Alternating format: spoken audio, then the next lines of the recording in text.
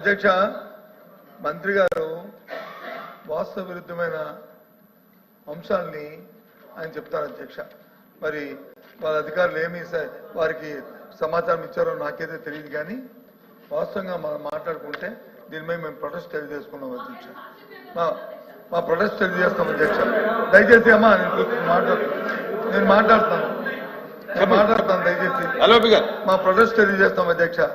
ఎందుకంటే ఏదైతే 2014-19లో 2014-19లో ఈ అంశం అయితే ఆ రోజున తెలుగుదేశం పార్టీ ప్రభుత్వం నేతలకు ఏదైతే హామీ ఇచ్చిందో మీకు రుణమాఫీ చేస్తారని కానీ లేదు వాళ్ళకి అధ్యయనం చేస్తారని జీవోనిచ్చి వాళ్ళకి ఆ కార్యక్రమాన్ని చేయకుండా వాళ్ళు మోసం చేసిన విషయాన్ని మీ దృష్టి తీసుకుని అది వాస్తవం అధ్యక్ష.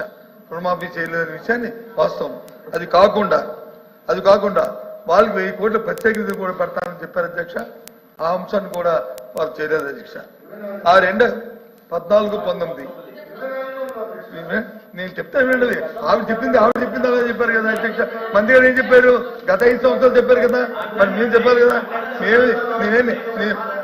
ఏ ఒక్క మాట అయినా సరే నేను చెప్పిన దాంట్లో రికార్డులో తప్పుగా ఉంటే మీ ప్రొటెస్ట్ మీరు అయిన తర్వాత మాట్లాడండి. చేస్తున్నాం మా ప్రొటెస్ట్ చేస్తున్నాం. ఆయన చెప్పిన తర్వాత మాట్లాడండి. చెప్పలేమండి. చెప్పిన తర్వాత మీరు కరెక్ట్ చేయండి. ప్రొటెస్ట్ తెలియజేస్తున్నాం. అది కాకుండా మీరు ఏదైతే నేతన అమ్మా చెప్పిన తర్వాత మీరు మళ్ళీ మాట్లాడి మీరు కరెక్ట్ చేయండి.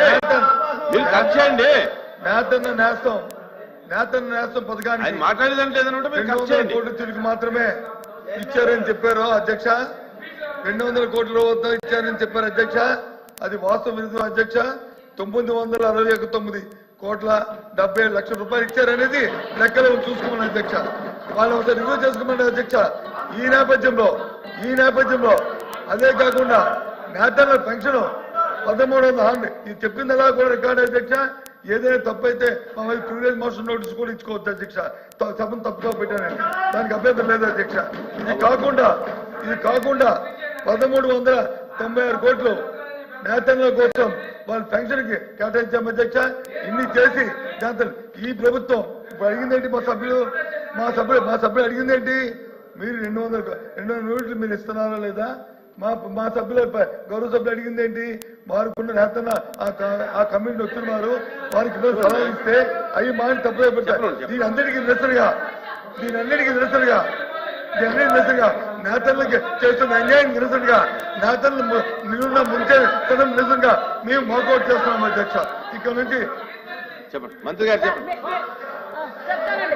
లిఫ్ట్ ఫండ్ 5 కోట్లు ఇచ్చాం అధ్యక్ష. 14-19లో ఏదైతే మాన్యశ్రీ ముఖ్యమంత్రి చంద్రబాబు నాయుడు గారు చెప్పారో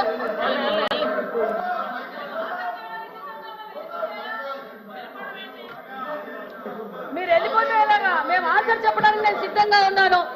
నేతన్న ద్రోహి గట్టి ప్రభుత్వం అనే విషయాన్ని ఇంకొకసారి కూడా తెలియజేస్తున్నాం. మేము 14-19లో ఏం చేసామో చెప్పడానికి సిద్ధంగా ఉన్నాం. ఈ 8 నెలల్లో ఏం చేసామో సిద్ధంగా ఉన్నాం.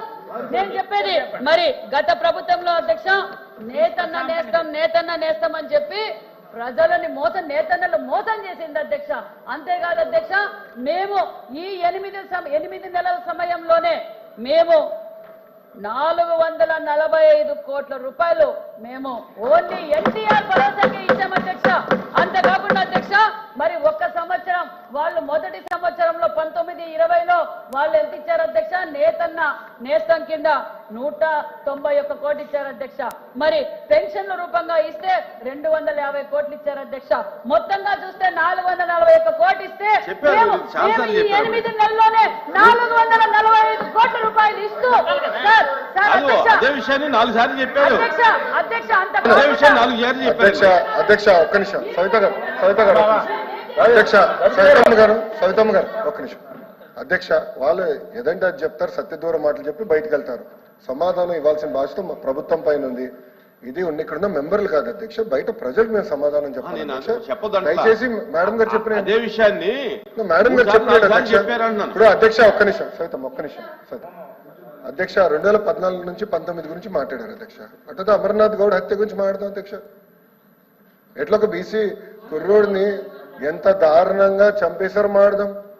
అనంతబాబు ఎమ్మెల్సీ సభ్యుడు ఒక దళితుడిని చంపి శవాన్ని